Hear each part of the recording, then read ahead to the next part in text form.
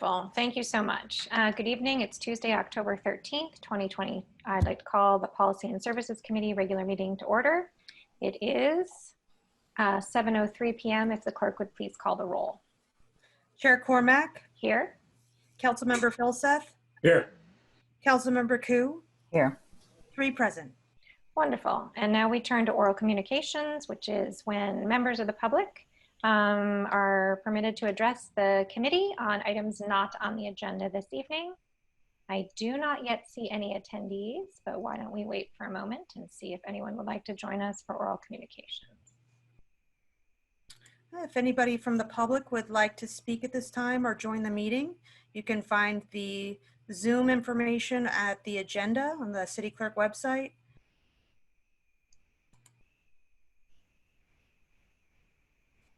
All right, seeing none, I think we can go ahead and close oral communications and we'll move on to our first action item. Just a brief remark as we start our action items. It's been such an extraordinary year that tonight I think what we're actually doing is playing catch up on some things that were on our agenda, hopefully earlier in the year, but we're getting to now. So does staff have a presentation for action item 1? Yes, I believe Jasmine LeBlanc and Kristen O'Kane, Director of the Community Services Department, are here for this item.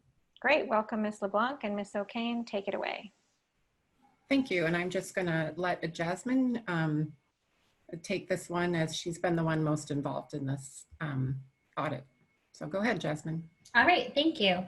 Yes, I just have a brief oral presentation on this audit and the outstanding recommendation.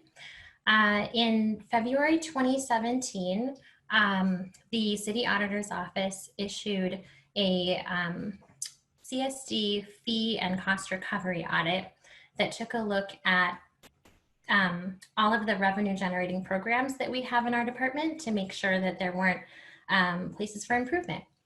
And they found 3 recommendations. 2 have been approved in the past and 1 was remaining outstanding.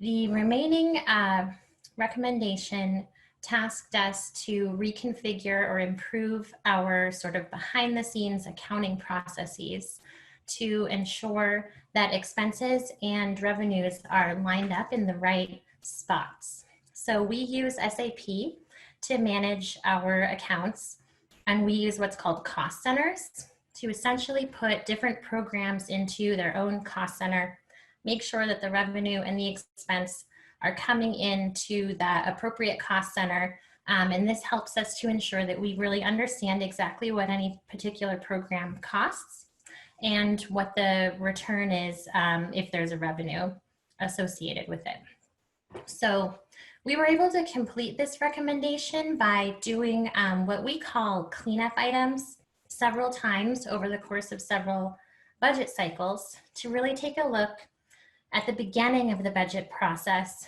to make sure we didn't have any errors. And the cleanups are things, for instance, finding that you had a little teeny piece of a person assigned to a cost center that they're really not doing work in, or a contract that got assigned to the wrong place, or, you know, a couple of dollars of spending that came in, you know, pretty little things. But we've done this over the last couple of budget cycles, and we've actually written internal procedures for us to continue to do this type of a look at every budget cycle. And ultimately, the City Auditor's Office felt like this was a sufficient way to address this recommendation. So really, it is kind of a continuous improvement process that we've implemented. That is essentially the entirety of this presentation. So I'm open to any questions if you have any. Great. Director O'Kane, anything to add before we go to the public? No, after this, or with this item completed, I think we can, I recommend that the audit be closed and as all of the actions and follow-up items have been completed. Okay, great. We'll take that under consideration. Now we turn to the public. I see we still have 0 attendees, but we'll give people a moment to see if they would like to join us and discuss this action item number 1.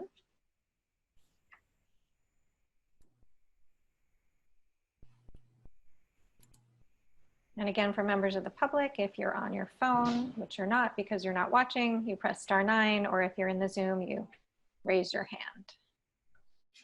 All right, seeing none, we'll return to the committee and Councilmember Filseth.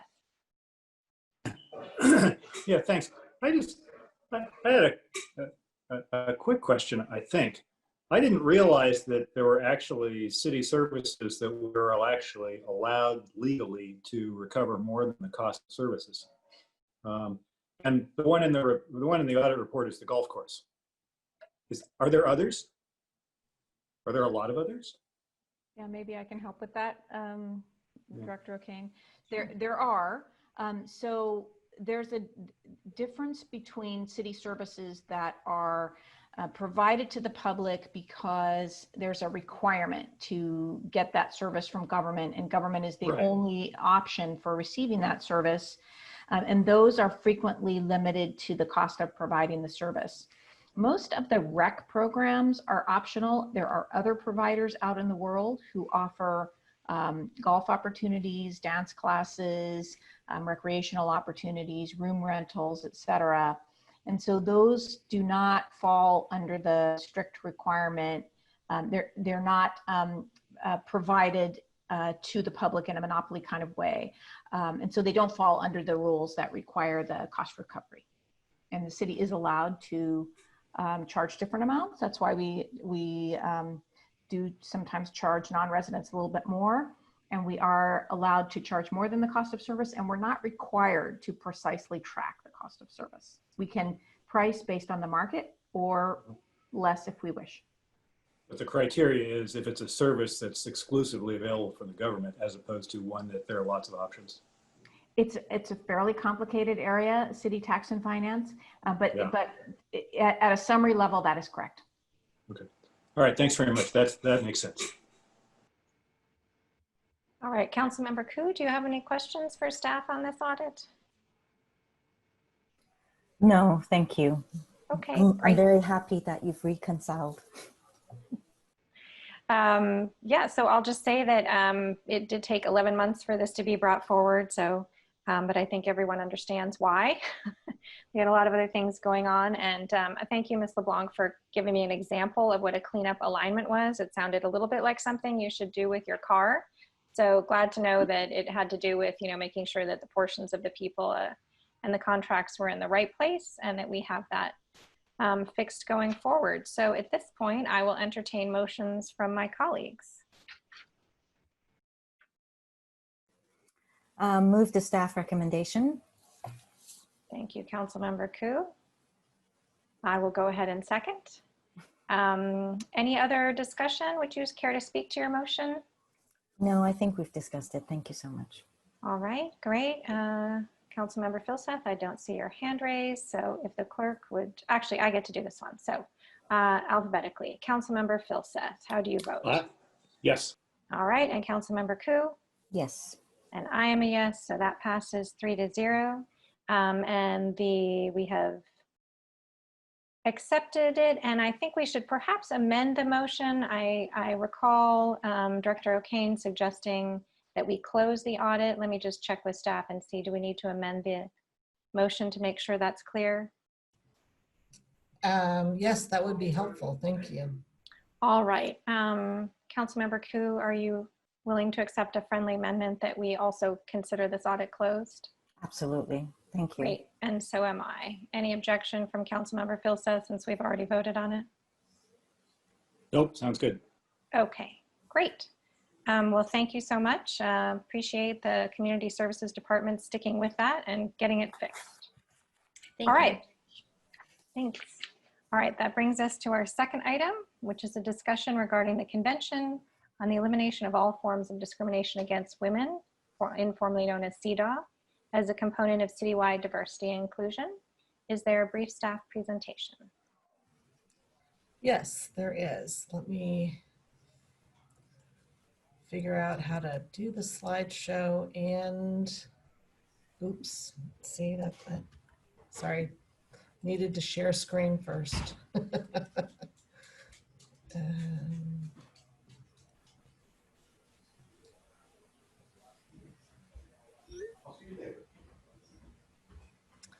All right, I hope that you see my screen. That looks promising. You might want to put it in slideshow.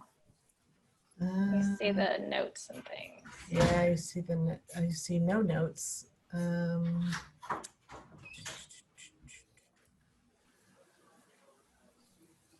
Sorry, this is why, oh no, black them out.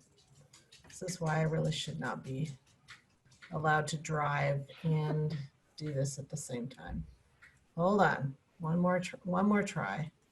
She's driving a car and doing this at the same time. Yes. That's worse than texting. Thankfully, I'm not. I'm just trying to share screen, and let's try this one. Let's see if that works.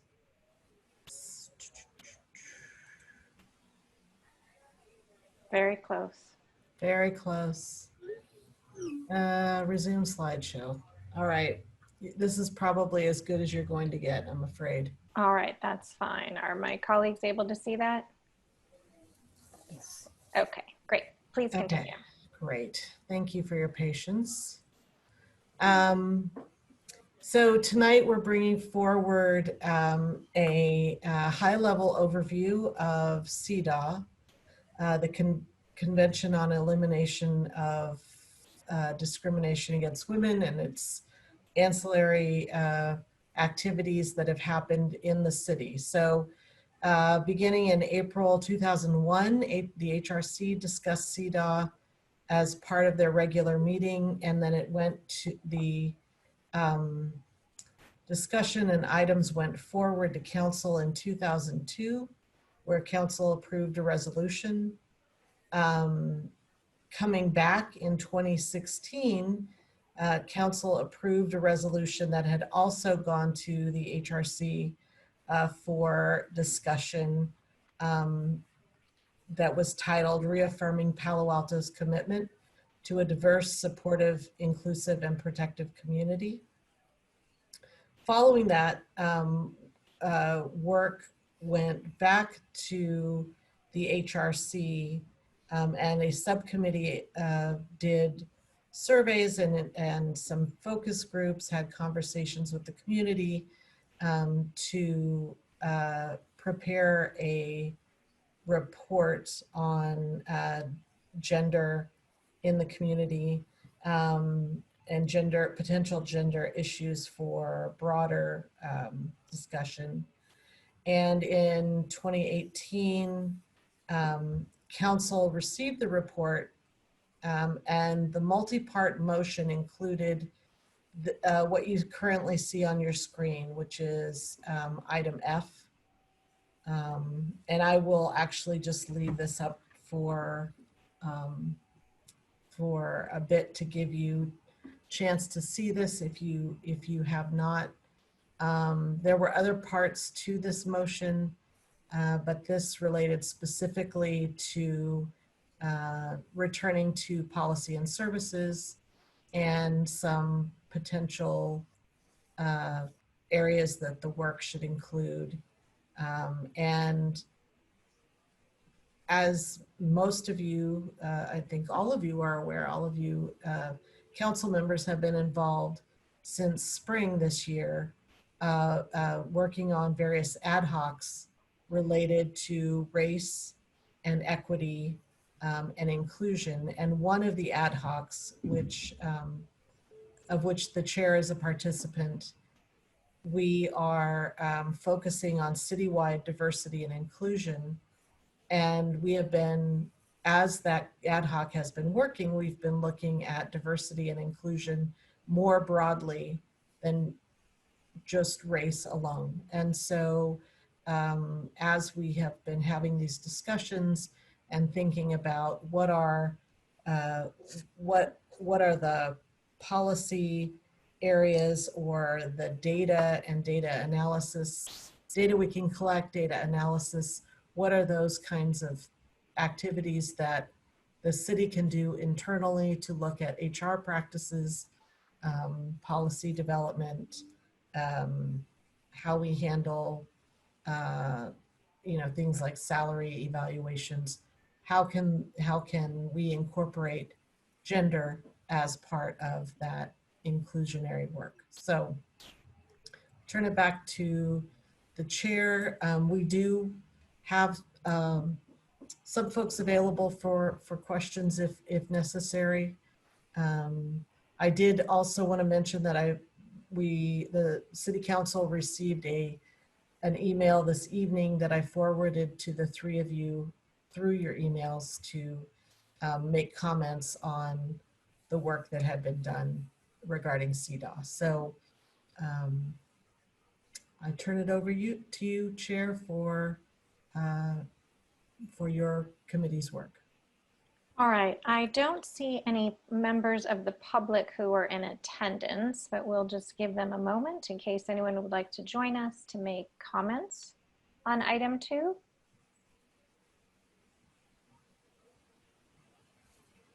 All right, and as a reminder, if you are attending, you press *9 on your phone or raise hand in the Zoom app. All right, everyone's probably watching from home. Okay. So now I turn to my colleagues for questions. Maybe we'll do a round of questions first, since this looks like it's been a topic for approximately 19 years before we move on to motions. Do either of my colleagues have questions? Go right ahead, Councilmember Koo. Thank you. Could we get that last slide back up, Monique, please? Yes, I did want to mention that I received an email from Cheryl Spencer that they've been waiting on Zoom since 6:58 and the phone number is busy. So I don't know if there's a technical issue. Well, why don't we, okay, it sounds like they can hear the question. I will reopen public comment once we get them back on here, but Sure. in the interim, would it be helpful, Ms. Deason-Henny, if perhaps the clerk shared, well, let's see, is the clerk working with them? Hello, Ms. Lunt. Hi. So somebody's having trouble joining the meeting, is that the? Yeah, I received an email that's from dated or time stamped at 10 after 7. And the email says, I'm still waiting for P&S committee to start. Have been waiting on Zoom since 6:58. The phone number is busy. Oh, okay. And it's Cheryl Spencer wanting to address us on this particular agenda item. Of course. Would you mind emailing me that email, and I'll try to email the person, and I'll cooperate with them in the background. You know what, I'm gonna propose we take a 5-minute recess and let staff manage this, and we'll reconvene at 7:26. Okay. Okay, Got it. so 5 minutes and we'll see you back at 7:26. Thank you.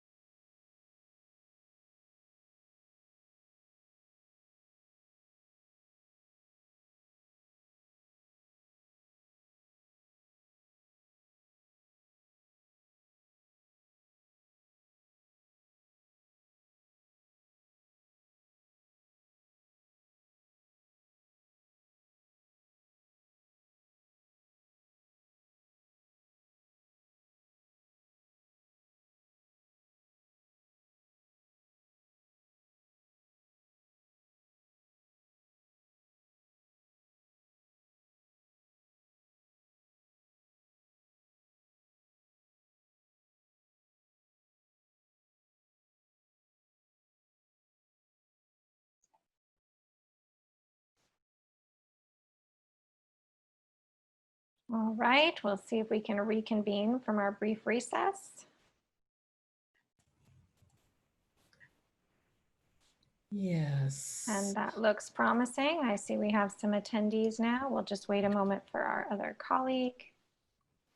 And then I think perhaps, let me see if the city attorney agrees with me. Should we just restart the agenda item, or are we confident the public was able to see the earlier part?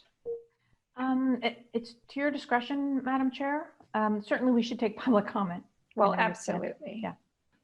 All right. Well, I think Ms. Henny, perhaps going back over the slides quickly, slides 2 and 3 would be beneficial for those who were trying to participate and might not have been able to access it. Sure. And that doesn't mean that I'm going to be able to do this any more gracefully. So It'll give you a moment. give me some practice. Yeah. And we're still awaiting Councilmember Filsa, so you have a moment to get set up.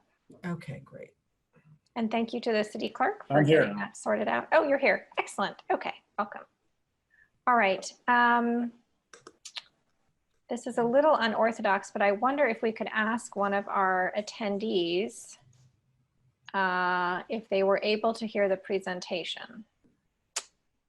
Let's see. I see that Ms. Stinger's hand is up first, and she's a member of the HRC.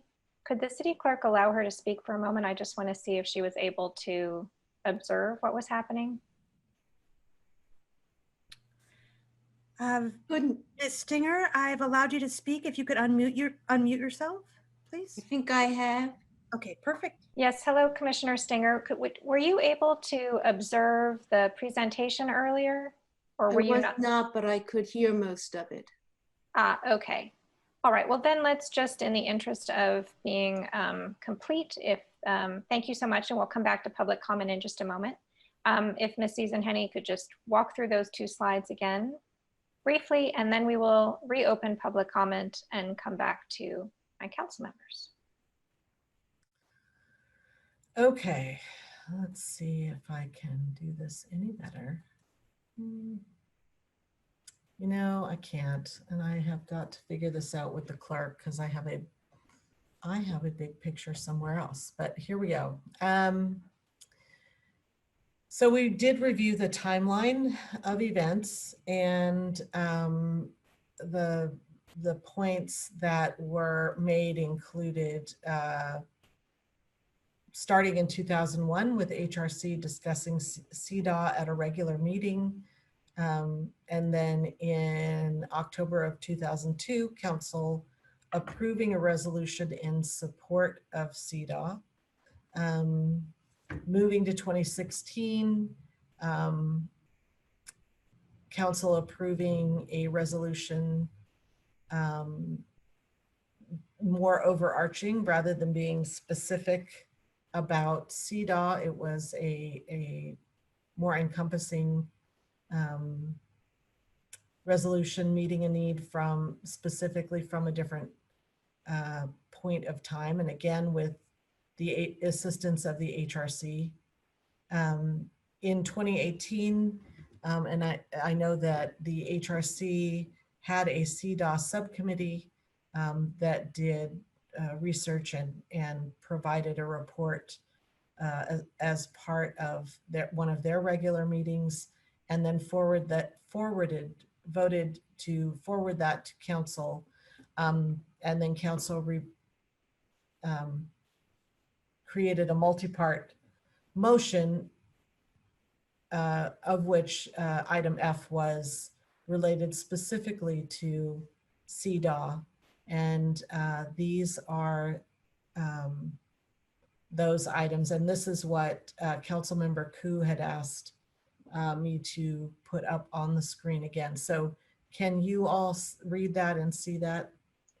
Yes, thank you. Okay.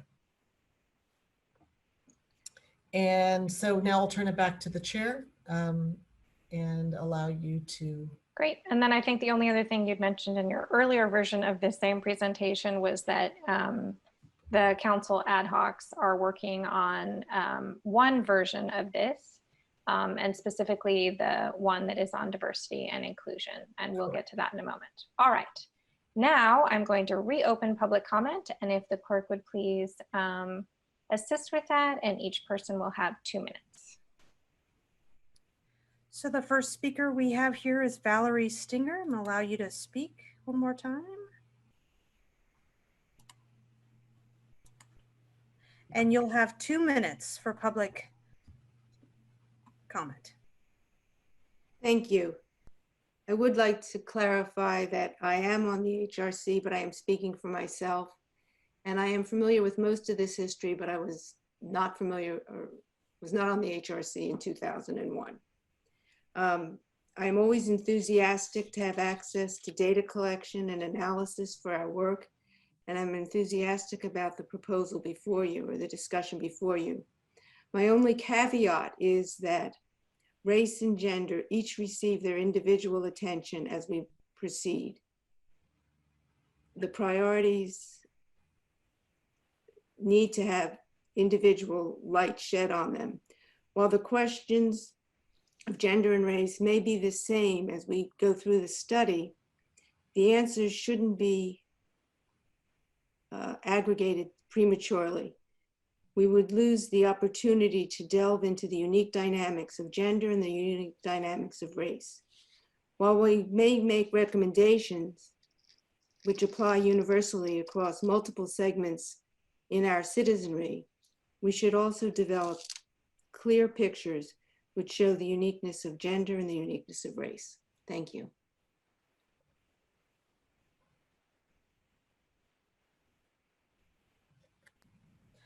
Okay, there's one more speaker here, Cheryl Spencer.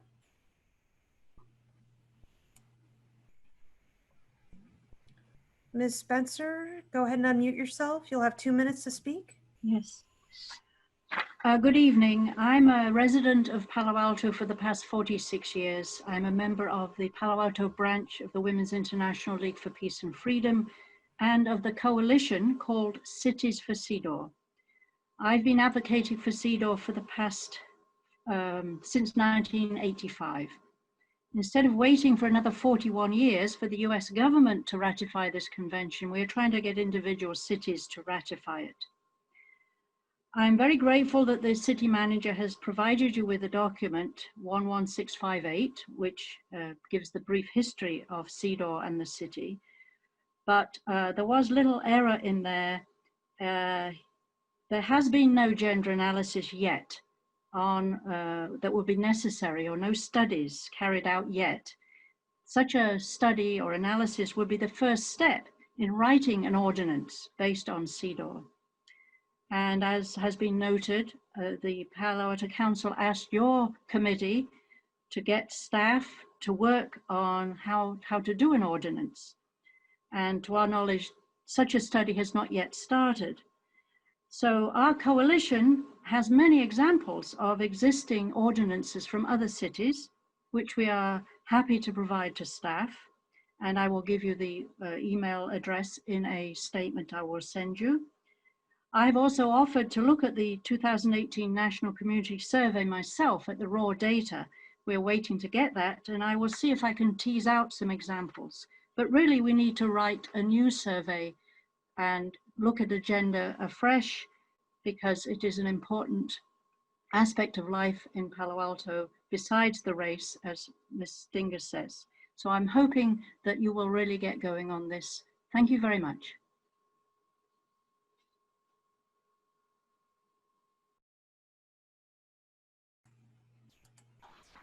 Chair Cormack, I see no more speakers for this item.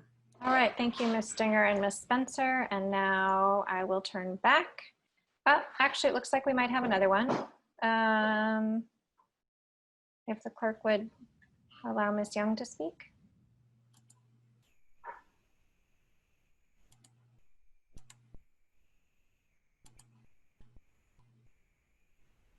Ms. Young, you'll have 2 minutes. Hello, can you hear me? Yes, we can hear you. Go ahead and start speaking. Okay, what I have to say is very short. My name is Helen Young. I've lived in Palo Alto since 1963 and have been working on the implementation of Cedaw, the UN Convention for the Elimination of All Forms of Discrimination Against Women, since 1995, when I attended the NGO session of the UN Conference on Women in Beijing. Cedaw is the acronym for that UN convention, which was signed by President Carter in 1979 and sent to the US Senate for ratification. It has languished in committee ever since, in the last 41 years. I'm delighted that the Policy and Services Committee in Palo Alto has Cedaw on the agenda tonight, and I sincerely hope that the committee seriously considers how best to implement the, the principles of Cedaw in an ordinance as unanimously directed by the City Council 2 years ago. I am part of the same coalition that Cheryl Spencer is part of, and we have a great many resources to pass along to you so that you can see what has been done in other cities to pass an ordinance and do the gender analysis study. I have given a statement, sent a statement to the clerk, and included a website for you to look at. I have recently turned 88, and I sincerely hope to see a Cedaw ordinance passed in Palo Alto during my lifetime. Thank you. Chair Cormack, looks like we have one more speaker, Stephen Lee.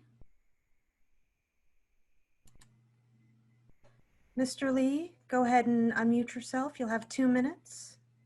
Good morning, good afternoon, Policy and Services Committee. I want to thank you so much for finally bringing Cedaw up for discussion, and hopefully you'll be moving it forward on action. Just wanted to point out a few omissions from the staff report.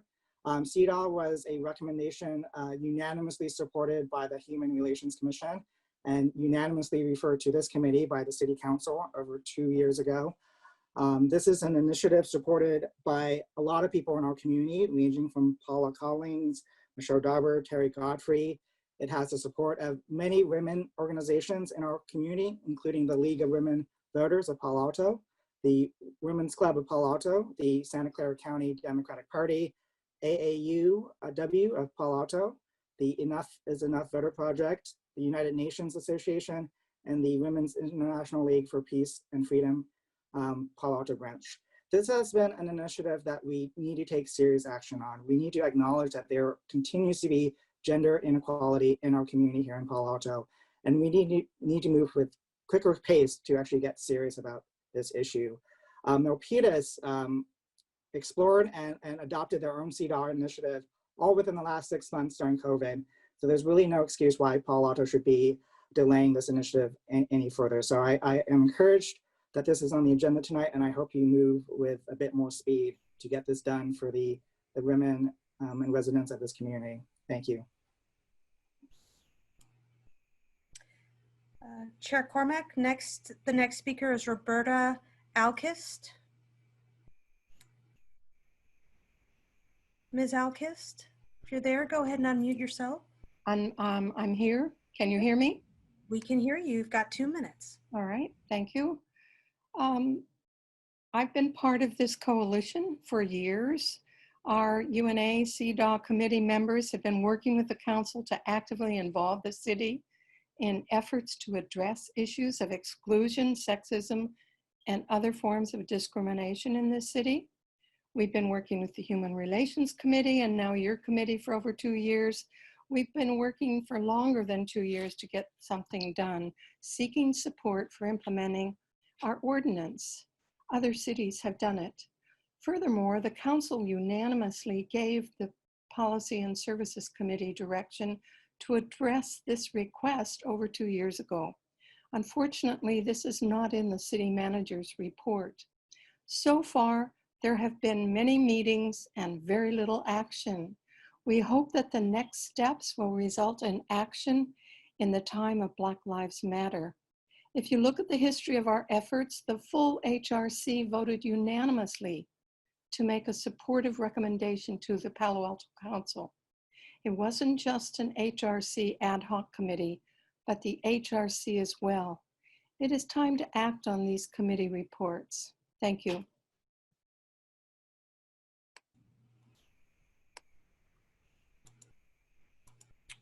Chair Cormack, I see no other hands raised in the Zoom app. All right, well, we will go ahead and conclude public comment on this item. Thanks to Ms. Young, Mr. Lee, and Ms. Alquist for joining us and for your patience with our technical difficulties earlier. All right, now we'll turn to my colleagues for, I think perhaps a round of questions is in order first.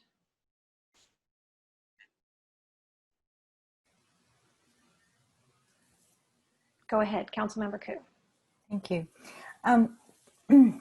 So I was just wondering, Prop 16 that is in the November ballot, how does it repeals the 209, so it returns it back to affirmative action, but there's also there's a lot of concern in terms of women being discriminated against in that.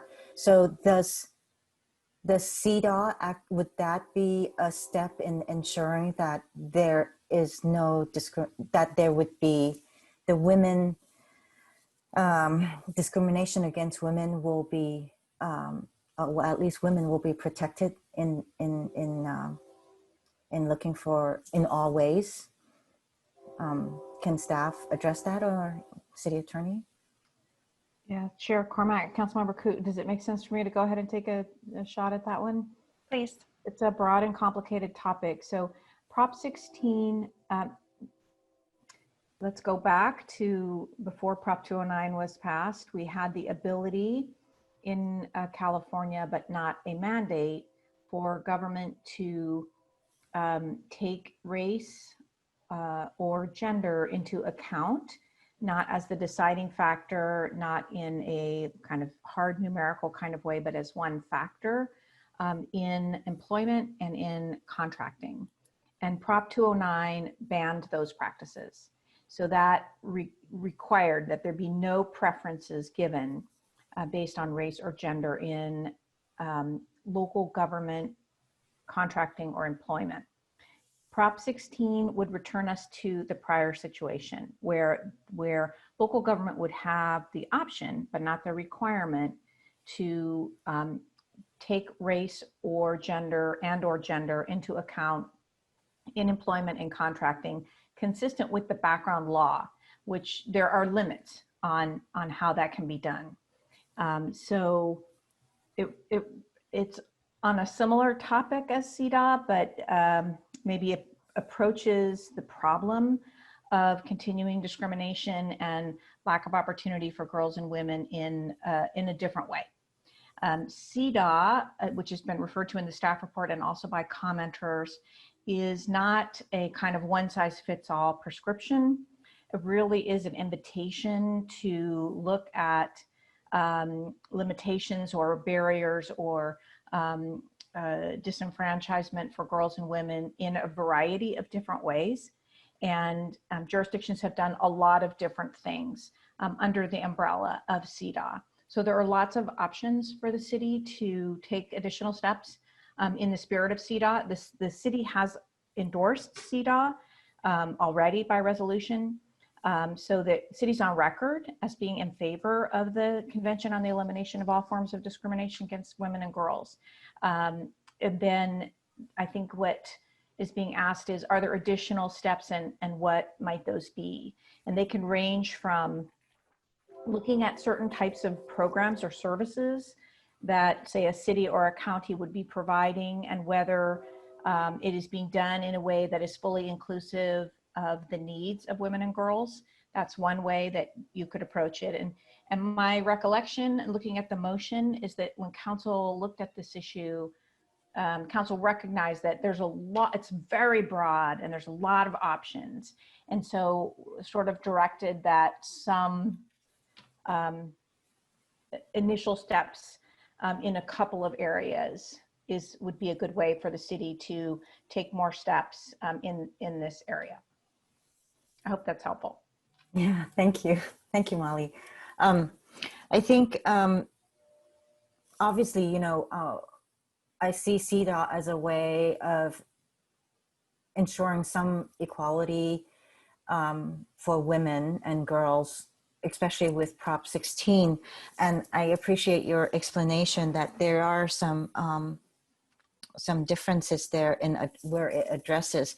But also, I was wondering, how involved is it to get a study going?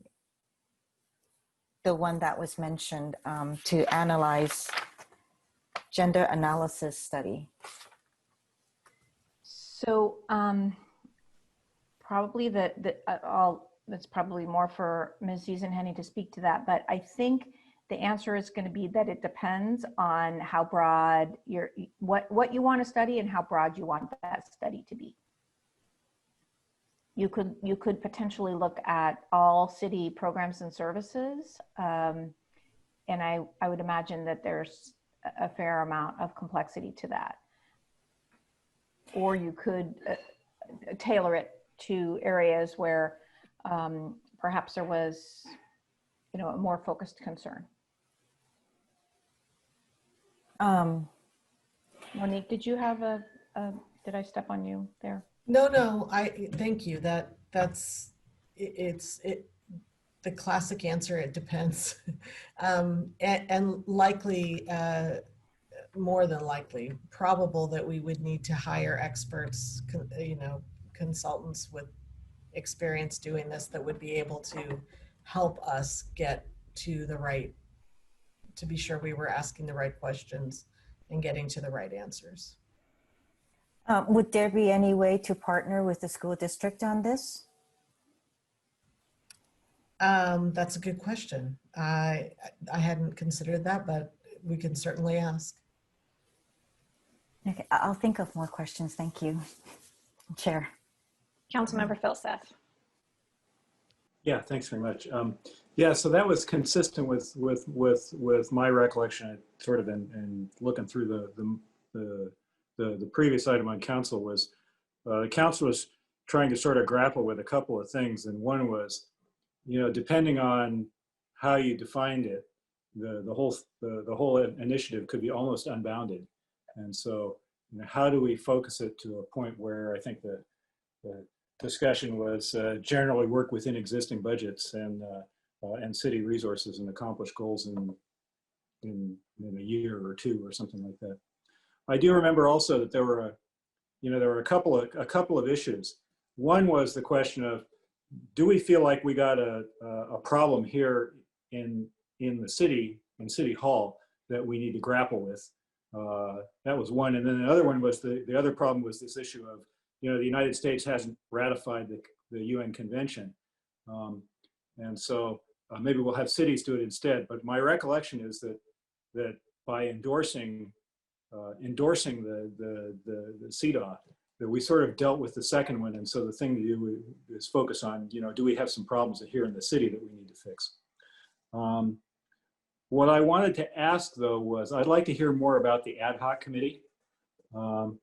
It seems if we're going to have, it seems like, you know, we've sort of got potentially multiple initiatives in the equity area going on. So I'd like to hear more about that. Can somebody explain that? How about I go, since since I'm the one who's on it? Yeah, for sure. Well, yeah. Yeah. Can I hold that one for a second and come back to that, because I think that gets to where we may end up tonight. Okay. I just want to start actually by saying, and I'm going to write this down so I be sure I answer your question. Big star by it. You know, this certainly has been a long time coming. I appreciate the community's patience and sticking with us. And I believe that staff has been working in the past year on some of the things that were asked of it. And the fact that it was not on the policy and services agenda last year is not a reflection on the staff. I certainly take responsibility for it not being on our agenda this year until now. For me, so Councilmember Philseth was headed to where, part of where I was going is I think we actually have two components of this here. One of it is not City Hall, but us as an employer, right? And one of us is us as the city as a provider of programs and services. And one place that we could start, because we don't want it to be unbounded, frankly, is money. So certainly those of us who've worked in the private sector generally feel better once a gender pay analysis is done, to be sure that everyone is paid fairly. So that might be one thing we could start with the city as an employer. In terms of the city as a provider of services, a logical place to start, frankly, might be the Community Services Department, in terms of figuring out of the money we're spending, how much is being spent on programs for girls and women, and how much is being spent for boys and men. I know I've used the example before of the city of Los Angeles. They started this program and there was really the whole point was to get data. So I think, you know, I know my colleagues share my concern about money, particularly this year, but understanding where we spend our money as an employer and where we spend our money as a provider might be a first step. To come back to the ad hoc. So I think the mission statement was pretty clear, and we've presented it twice now about it being a professional, fair, and respectful workplace. So to me, the ad hoc that's working on diversity and inclusion, and I'm grateful for Ms. Stinger's comments earlier, and I think we can accommodate them, is really looking at like, how do we provide a great place to work for everyone, regardless of who they are or how they show up in the environment. So I think that might be that work as we move forward in terms of analysis we want to do and surveys we want to do is might be a natural home for this. Getting at how we spend our money to provide to the community. I think Councilmember Ku's question about how we might partner with the school district is an excellent one because we provide some services and the school district provides others. So those would sort of be the two directions I'm going. But the ad hoc on diversity and inclusion has really been also about behavior, our behavior, that of our staff, that of our board members and commissioners, thinking about how we provide a more inclusive space. So I don't know if that's enough of an answer for Councilmember Philseth. I know on the 26th, I think we're coming back with each of the ad hocs giving more of an update.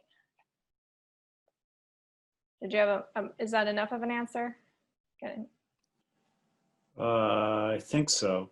It sounds like there's not complete overlap. That's for sure. Overlap with this, yeah. We got multiple things going on. Yeah. I think there's an umbrella. I think there's an umbrella, not an overlap. Right. And I think there'd be a way to do it that would accommodate getting the data for the different segments that we're interested in, and yet still providing the overall fair, respectful, and professional workplace. Does staff have anything they want to add about the work they did in this interim period while it was not taken up by council? I know there's a fair number of people on the thing before we move on to any motions or more questions. I don't know. I'll ask Director O'Kane if there was anything else from CSD or HRC staff work that she wanted to highlight. Well, so there was thank you for that, and thanks for the question and the opportunity to add to the discussion. There was quite a bit of work that was done by our Human Services Office, which is part of CSD. And we do have Minka, I think, is observing and can chime in if we'd like her to. That work was done quite a while ago, and I will admit that I'm not the one to speak on the work that was done, but in response to the council's actions and looking at what different scenarios and options exist for the city to participate in CEDAW was one of the tasks that Minka did that analysis. So if it's the committee's desire to have Minka speak on that, we can certainly invite her to do so. We can, it's up to you on how you'd like to proceed. I think that would be very helpful if she's willing to just pop over into a panelist and share with us what she's been working on. I think that would provide us helpful context, and I'm sure the community would appreciate hearing it. Sure. So can she be moved from an attendee to a panelist? It looks like it's already been done. Oh, wonderful. Great. Can you hear me? Yes, thank you, Ms. Okay. Vanderswijk. Thank you for the opportunity to speak on CEDAW. Yeah, so in the time frame since this was first at council, I have been just doing some background work on CEDAW. I have spent some time speaking with my colleagues in different aspects and areas of the city to give them an overview of what CEDAW is, what it's not, what options there were as far as living CEDAW out as the city of Palo Alto. And from that, what I tried to do is to look at each of the aspects of the council referral and look into some options of what Palo Alto might be able to do. So I had conversations with the city of San Jose, with the county of Santa Clara, with their staff that had initiated CEDAW, and looked what other cities and counties had done and what's possible with CEDAW. As Monique mentioned earlier and Molly both alluded to, CEDAW is really a framework, and what an individual city does is really up to that city to do. It's very aspirational. So I think when the council made its initial recommendation to staff, it was very wise in letting us provide information back to them that said, you know, these are some options for year 1 and year 2. Then we can come back and we can look at something that might be more involved. So when I looked at the different aspects of the staff report, as far as the ordinance, I left that to the attorney's office to really give input on, and I provided them with some options for what other cities had done. As far as the gender analysis, I made some recommendations that Monique has kind of alluded to. So with a gender analysis, I was really looking into maybe having the option of creating like a template for a gender analysis. So then we could, as a city, say, okay, we have a template on how to do this.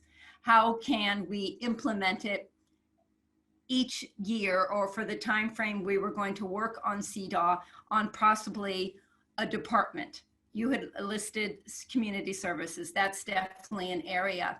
So we could look at a department. We could look at a topic. Some cities that are much larger said, let's look at safety of women on our public transport systems. Let's look at safety of women in our public parking lots. So one of the options I looked at is looking at a city program or topic. Then if we wanted to do something a little bigger, it would be maybe looking at a internal or external city division. And, you know, one step even bigger than that would be looking at a department as itself. One of the big things that I wanted to do in my work, and what I wanted to caution the council and the city on, is making assumptions of what we should do for CEDAW based on possibly not a full picture of what the situation is for women and girls in the community. So some of the discussion earlier was, let's look at us as a city, as an employer, but let's look at the city, you know, as a community, what the community could do for CEDAW. So in looking what we could do as a community and the situation of women and girls, I felt like we needed more information and a baseline of what the situation for women and girls was, and was suggesting either to add questions on the condition of women and girls in the community to a needs assessment that I do in anticipation of his rep every couple years, or to possibly hear about the situation of local women and girls by maybe hosting a summit on women and girls in the community. We've done that very successfully just this past year on vaping, where we called together a lot of leaders in the community. And when I was talking with Kristen, we thought that might be something that could be easily replicated to find out, you know, the situation of local women and girls. That's some of the high level thinking I was doing. I was cognizant of, you know, that the council was really looking at a very contained budget to look at something for the first year or two. So I was just trying to have a conversation about starting small, looking, as has mentioned before, looking at a certain program, looking at a certain division, looking at a certain aspect of it. In community services, you know, how do we spend our contract dollars? Do they mostly go to one or two contractors, and most of the attendees of those programs are girls or boys? And what does that say for how we spend our money as a department? So those are just, you know, some of the high level ideas that I had tossed around and had been in initial conversation with some of my colleagues on. Thank you so much, Ms. Vanderswijk. That's very helpful and suggests possible other avenues. Let me go back to my colleagues and see if there are more questions or comments. Councilmember Koo. So thank you for Minka for what you said. It really helped. I was just wondering, can what Chair Carmack and what you said, Minka, can that be accomplished under EDGE? There's that program. Right, that's the certification program. It's a company that does a gender equity certification. Is that what you're referring to, Councilmember? Right, so if we were gonna look at the policies and some of the work pay scale, if they're equal, would that be accomplished under EDGE? We would have to go through the steps in order to get the seal, right? So right. Would that be a small step to accomplish what? You know, I have not looked at EDGE in over a year. The last time when I looked at it, and someone from EDGE actually contacted me when the HRC was considering this. So I spent some time a couple of years ago looking at their website, and I didn't see that any other city had used that program for their gender equity certification. So that could have changed, but at that point, it led me to believe that the way in which we do business may not be the best match to just leave, you know, just to say, okay, let's use EDGE and go forward. That may have changed. I thought at that point that, oh, this will be really great. But I don't know. Different cities do have different entities do their gender equity studies. Some set up a community committee. Some have had their city auditor do it. Some have contracted with a local university to do it. And it's different cities do it in different ways, and a lot of it has to do with the complexity of it. But I will remind you that the closest city to size to Palo Alto that has done Cedaw is Berkeley, and they're double the size of Palo Alto, and they didn't do a gender equity survey when they initiated Cedaw several years ago. It's been mostly the really big cities and counties that have had the staff and the budgets to be able to do it, or even support the consultants or the community committees that are doing it. And yeah. Thank you. Do you know if the county has looked into this? How the county is doing it, they're taking a first step in that they set up a Cedaw community committee, and they have identified 6 topics. So that are policies or areas that affect the lives of women and girls. And every year their Cedaw committee only meets twice. And each time they discuss one of those topics. And they have experts come in to discuss the topics. And then the committee makes recommendations back to the city. So for the first 3 years, they're just discussing those 6 topics and then reporting back to the Board of Supervisors. After that time, it's my understanding that they may look into some type of gender equity study, but at this point, it's issues such as, I think, homelessness. I'd have to go back and look at those 6 items, but I think they're only in year 2 of their 3-year commitment to Cedaw. And even at the end of that 3 years, they're going to dismantle.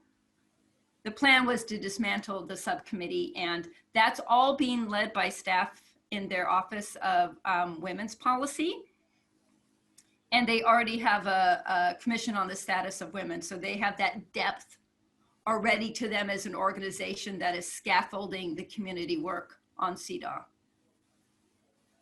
Thank you. Thank you, Chair. All right, Councilmember Filseth, additional questions or comments on this topic? Yeah, I'm listening to this. So thank you very much. Actually, that's very helpful. It almost sounds to me like you could look at Cedaw again, you know, depending on what you put in it, it could be this wide and this high and this deep and so forth. It almost seems like one way to look at Cedaw is kind of an umbrella for an approach to things, but then within that umbrella, you define specific, well understood projects to tackle specific problems. And I thought your example of look at CSD and look at how we spend money and see if, you know, 70% of what we spend goes to programs that are primarily for boys and 30% for girls, or vice versa, right? That seems like a pretty concrete kind of thing that we would like to know the answer to. And so that's actually something that sounds like something that's manageable and useful, right? And bounded, right? So I wonder if we ought to consider identifying a few projects that are fairly specific and going down that and trying to tackle those, right? As opposed to, you know, some kind of, for example, omnibus study that we're going to have to figure out exactly what the limits and non-limits are of in advance. Okay, right? Stuff that we could actually do some stuff, right? As opposed to sort of having a lot of framework. Are there yeah? So you mentioned you mentioned a couple of things that you'd looked at that in that direction. One was you know, looking at safety, and another one was, you know, community service, how we spend community service dollars. Were there others like that? I mean, is there a list of a half a dozen or something like that that you guys looked at? No, I just mentioned the public safety ones. Those were some that larger cities did that have a larger municipal transportation system or extensive, you know, parking garages.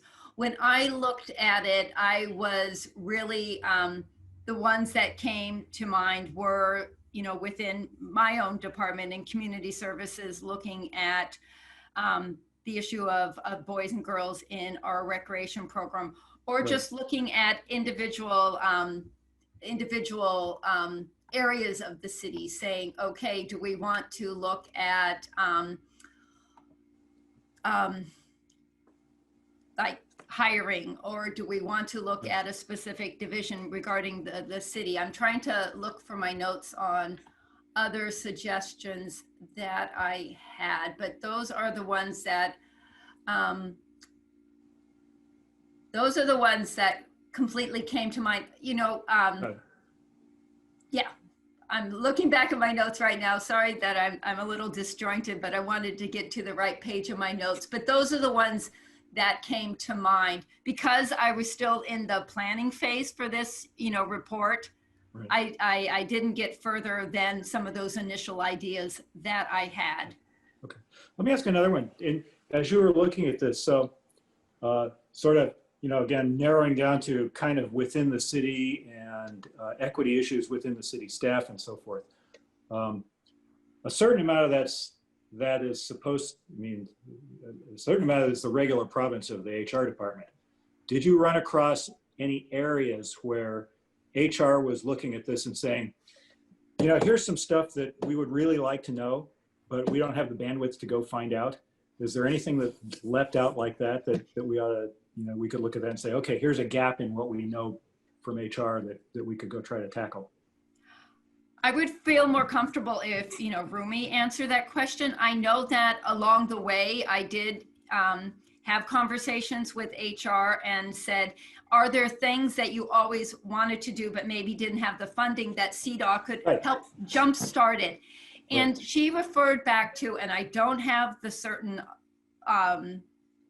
you know, state laws in front of me, but there have been several things in the last year or so, which I recollect from my conversation with Rumi, that addressed some of the gender issues related to hiring. And I'm not sure if Kristen or Monique or Molly have better recollection of what those are, but I know that Rumi said that some of the new state laws in regards to hiring, you know, address several of the HR related issues that we might have asked Cedaw to study, but they had received very clear, you know, direction under those state laws on how to proceed, or they spoke to areas that they were hoping to address.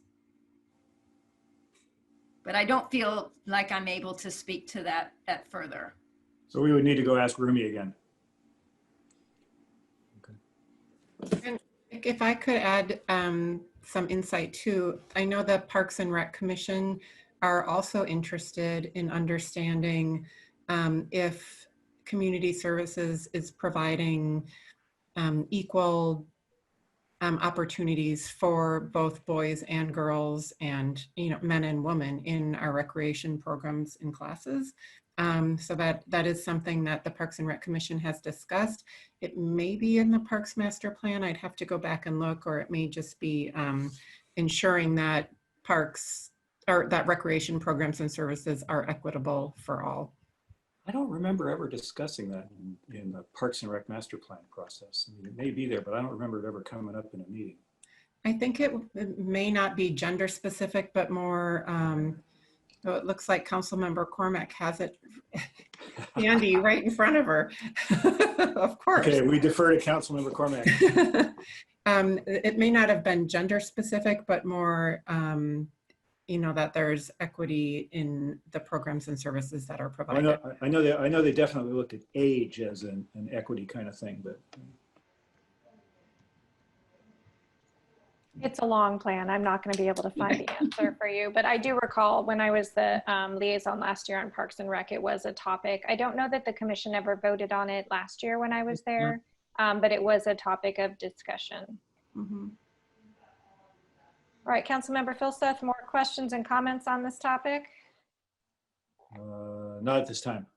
Okay, so this has been illuminating, and I think we could go maybe one. I'm envisioning 3 different directions we could go right now, so I'll throw them out here and see what my colleagues think.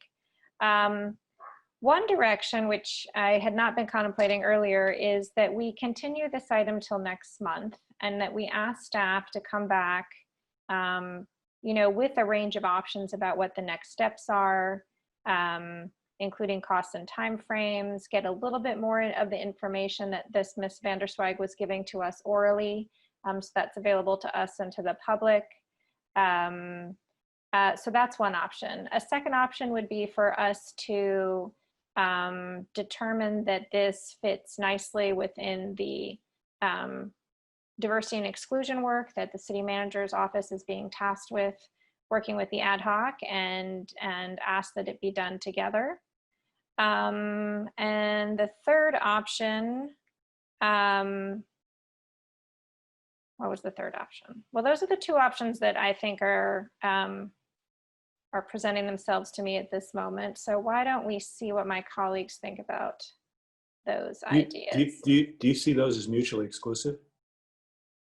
I don't, but I think they're they're time-based, right? So before we make any referrals, I'm frankly inclined at this point to ask staff to come back, so we have a better understanding of the range of options and next steps. And you know, I think staff has heard from us about some ideas. Councilmember Philseth, what do you think? I'm trying to bite back my urge to say, let's do a couple of concrete projects and get going. Right. So bite back my urge to say that. Right. Let's try to do that together. I just think, given the conversation we had tonight, and the length of time this has been around, I think and I'm not normally a fan of continuing items. Right. This may be the first time ever I've suggested it. But I think it might make sense in this context. Certainly with the, you know, one of the options being to, you know, come up with a way to transition this to the overall task force that's working on this. I'm seeing nodding. Councilmember Koo, what are your thoughts at this juncture in the conversation? Yeah, I agree that we do need to move forward on this. But I would like to, your first item one, your first suggestion of returning after more information is gathered next month. Just a question, Chair Cormack. So for the task force, is that the ad hoc? Yes, I'm sorry, I said task force. But I think, like all of the ad hocs, we are moving towards a time frame when we and the city manager and staff together will come up with a disposition. Right. Frankly, it's highly likely that the diversity work will end up back in policy and services on an ongoing basis. But we sort of need to get everything back up at the council level and get it integrated, and then send it to the places that it needs to be, whether that's the city manager's office or back to policy and services. I realize that's a little awkward, but you know, we've sort of got things on different tracks right now, and we need to get them. Sorry for the grade separation analysis. We actually need to put them on the same grade. They're separated right now. Don't know if that makes sense. Yes. Okay. Makes sense to me. All right, well then maybe I will go ahead and try a motion. I will suggest that we continue this item and ask staff to return in a month with a range of options for next steps that include costs and timeframes. And one of those options would be reconciling this work with the work of the ad hoc on diversity and inclusion. And one of the options could be specific suggestions about areas to focus in to capture a Councilmember Philseth's interest in moving ahead quickly. And one of the options would also be sort of thinking about the first format, whether that would be a summit or an audit or a committee or working with another partner, which might be a university. And I'm going to add one more thing into the motion, which is I'll suggest that staff connect with the school district and see what they might have of interest. I know they've got an awful lot on their plates right now. That's an awfully long motion. Ms. Susan Henney, did anything to elaborate on there? No, actually, that sounds good. I appreciate the discussion, and Minka being a little bit on the spot. You did a great job of illuminating for us. So thank you for your background and your thoughtfulness on this. But it's a long motion, but it's fine. I think we can accomplish that. Well, it'll be fine if I get a second. Second. Thank you so much, Councilmember Koo.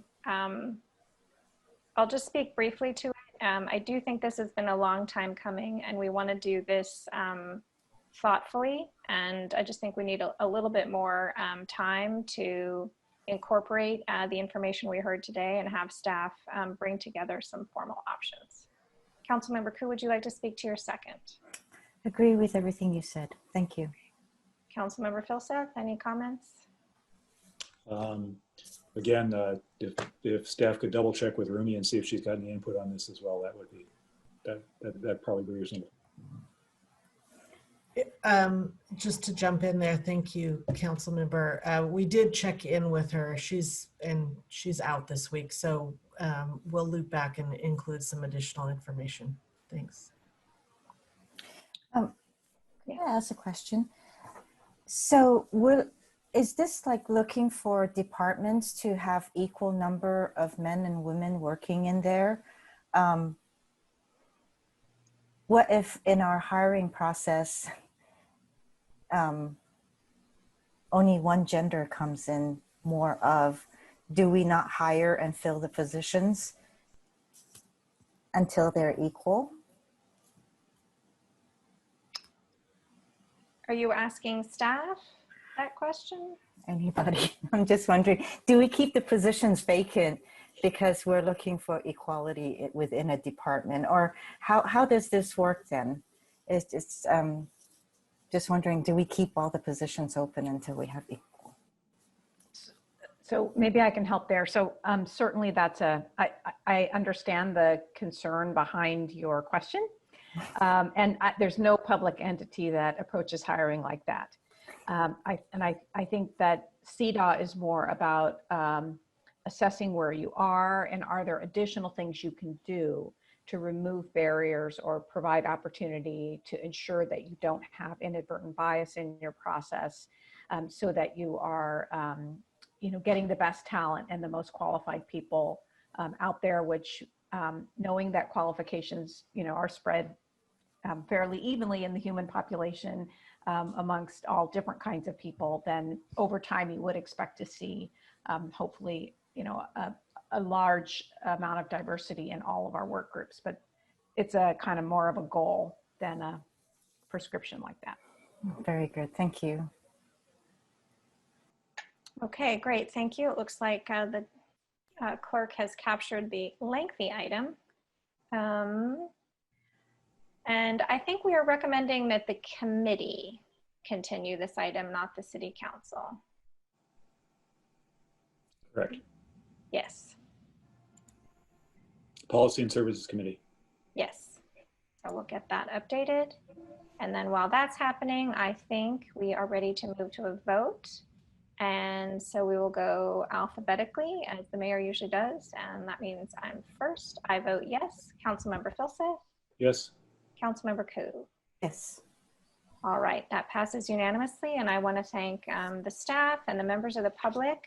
We're not done yet, but it does feel like we might be getting started. So thanks to you all, and we'll see you back next month with another shot at it.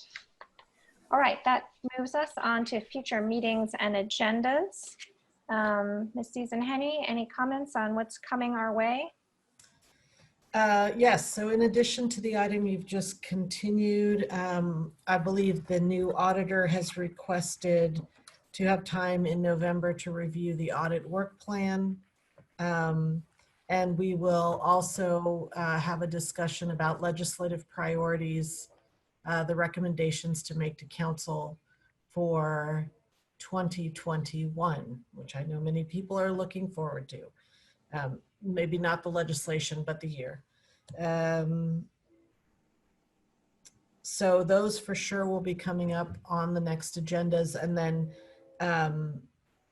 and perhaps in November, a quick overview of the process for priority setting at the upcoming 2021 retreat for council. Normally Policy and Services has some initial thoughts on that process.